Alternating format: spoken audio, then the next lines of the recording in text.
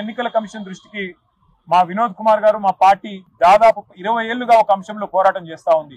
ఎన్నికల commission car గుర్తును పోలిన సింబల్స్ ఏవైతే ఉన్నాయో దాదాపు 8-9 సింబల్స్ ఉన్నాయి. ఉదాహరణకు మీకు నేను ఎగ్జాంపుల్ చెప్తాను. 2019లో పార్లమెంట్ ఎన్నికలు భువనగిరి పార్లమెంట్ సీటు మా పార్టీ 5,000 ఓట్లతో ఓడిపోయింది.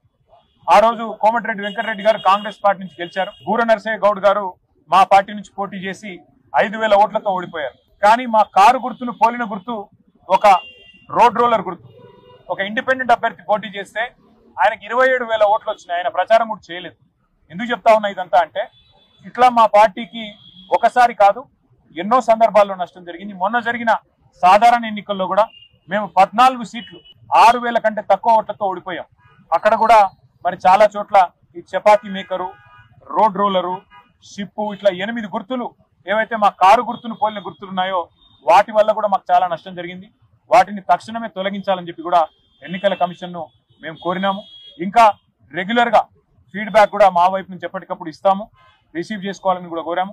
ఎన్నికల కమిషన్ కూడా వివిధ రాష్ట్రాలు పర్యటించాలి, ప్రజల్ని కూడా కాన్ఫిడెన్స్ లో తీసుకోవాలి.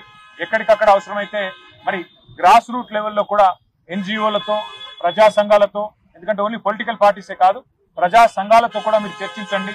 ప్రజల వాయిస్ కూడా మీరు వినండి.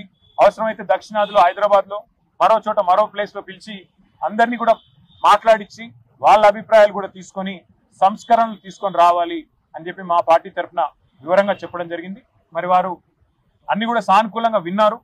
మరి ఇంకో మాట కూడా వారు చెప్పారు, మీరు ఇది మొదటిసారి కాదు, మళ్ళీ మళ్ళీ రండి, ఏమైనా కంప్లైంట్లు ఉంటే కూడా తప్పకుండా రండి అన్నారు. మేము వారికి చెప్పాము. మా రాజ్యసభ సభ్యులు, మా ఫ్లోర్ లీడర్ సురేష్ రెడ్డి గారు, రవిచంద్ర గారు, మా వినోద్ గారు రెగ్యులర్ గా వస్తారు పార్టీ నుంచి. ఇష్యూస్ ఉన్నాయి, రిజాల్వ్ చేయండి, తప్పకుండా కాన్ఫిడెన్స్ బిల్డ్ చేయండి. అంటే భారతదేశంలో ఉన్న ప్రజల్లో అనుమానాలు ఏవైతే ఉన్నాయో ఓటింగ్ ప్రక్రియ సంబంధించి, ఈవీఎంలకు సంబంధించి వీటిని నివృత్తి చేయండి, ఈవీఎంలను తొలగించండి, రివిజన్ అనేది పద్ధతిగా పారదర్శకంగా చేయండి అని చెప్పి నొక్కి చెప్పాము. మరి బహుశా వారు తప్పకుండా కనీసం కొన్ని సూచనలైన పరిగణలో తీసుకుంటారు, న్యాయం చేస్తారు.